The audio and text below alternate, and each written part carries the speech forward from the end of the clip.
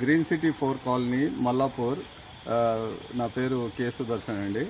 మేము 2012లో ఇక్కడ స్థలం కొనుక్కొని ఇల్లు కట్టుకున్నామండి. అప్పటి నుంచి మాకు ఇంతవరకు ఓన్లీ ఒక డ్రైనేజు నీళ్ళ పైప్ లైన్ వేశారు. తాగడానికి నీళ్ళ వసతులు లేవు.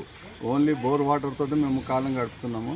ప్రతి సంవత్సరం వర్షాకాలం వస్తే మాకు పైనుంచి వాటర్ వస్తుంటుంది.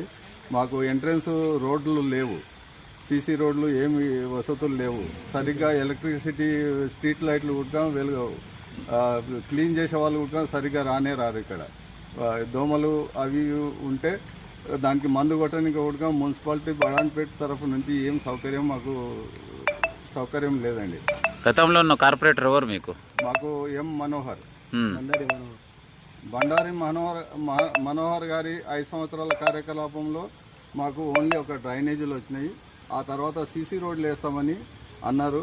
కానీ ఇంకా ఇంతవరకు బిల్లు పెట్టినాము, బిల్లు పాస్ అయింది, టెండర్ రాలేదు, అది ఇది అని ఇట్లా టైంపాస్ చేస్తున్నాం. ఇంతవరకు మాకు రోడ్లు సౌకర్యం అనేది లేదు. రాగానే మాకు ఇలాగే కాలనీ మొత్తం వాటర్ వస్తుంటుంది. ఇళ్ళలోకి వస్తున్నాయి. ఇప్పుడు ప్రస్తుతానికి ఈ అసౌకర్యాన్ని తొందరగా మాకు క్లియర్ చేసి కాలనీ వాసులను గౌరవిస్తారని మేము ఈ